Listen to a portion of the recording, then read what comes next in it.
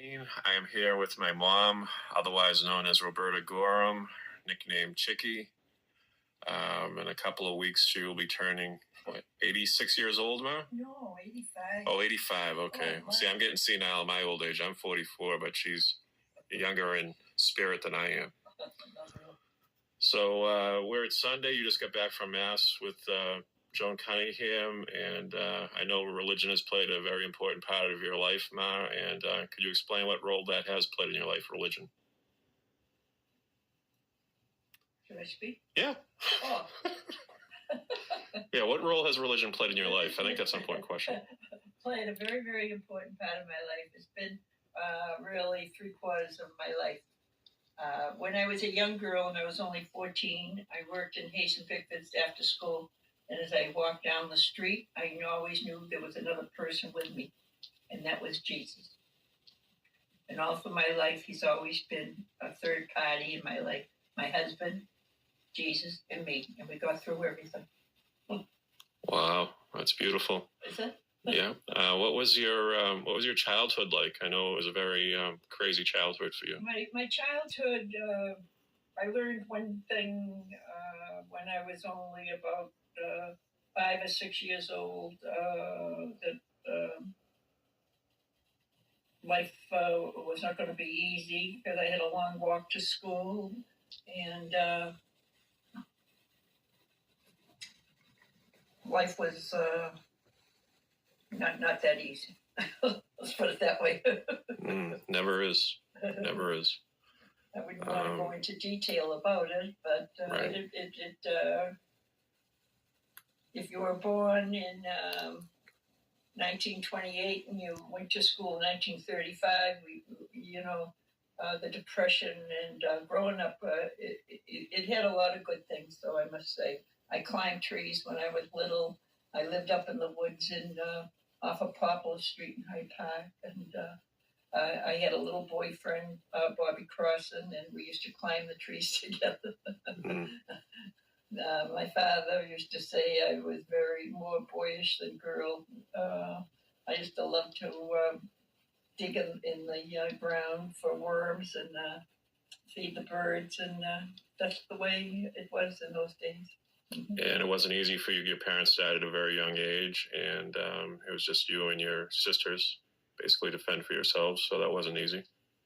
No, that was not easy. No. What was your I don't know what to ask you. Your first job, what was that like? My first job was when I was 12 years old, and my mother had just died, and I moved from Hyde Park to Dorchester, and that summer my mother died in the January before, and I went to move in June of 1940 to Dorchester. My job was in the summer taking care of 5 boys. The oldest was as old as me. He was 12. And I lived at Uplands Corner. He lived at Fields Corner. That whole summer, I went every morning at 7 o'clock. I walked over from Meeting House Hill to Fields Corner, and I minded the 5 boys, ages 12 to 5.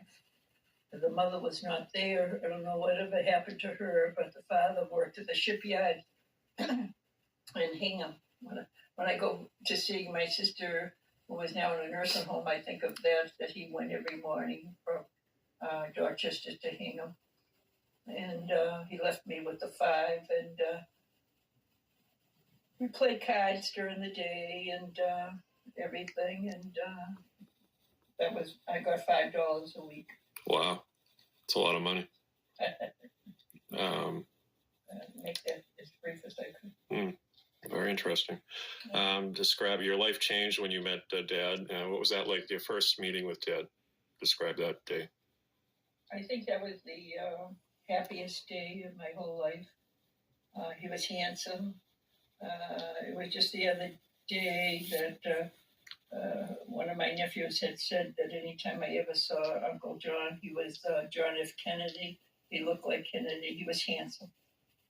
I asked my grandmother if I could have a party. I just turned 16, and that some of the girls that I had worked with at Hayes and Bickford's, I was still there at 16, going from high school over to Huntington Avenue every day after school from 4 to 8.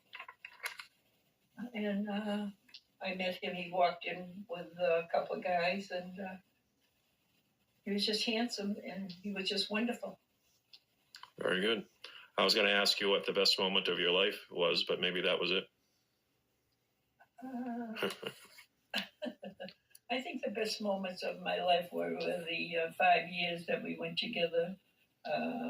He went to Latin school, and he went to Boston Tech, and he worked all night at South Station, taking off mail up the trains.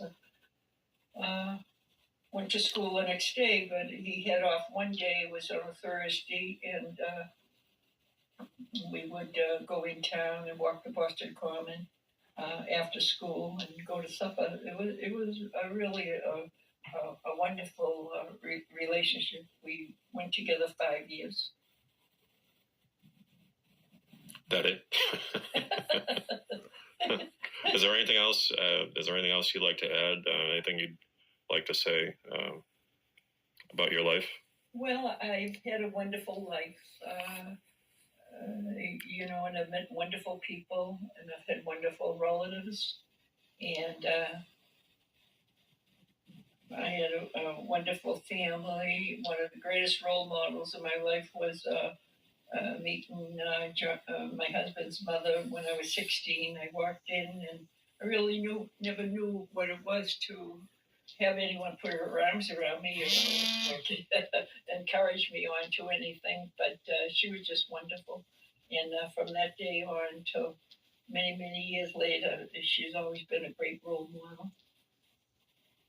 Very good. Well, I think that about wraps it up. Thank you for your time today, Ma. And every day, you truly have been an inspiration to everyone in our family and your friends and everyone you have met in your life. And now, thanks to this video, to people who haven't even been born yet. How does that make you feel? Well, I hope that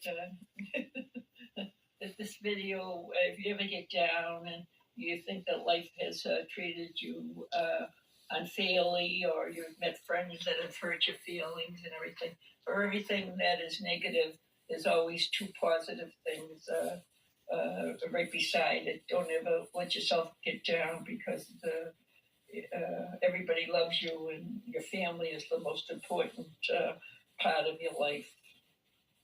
Very good.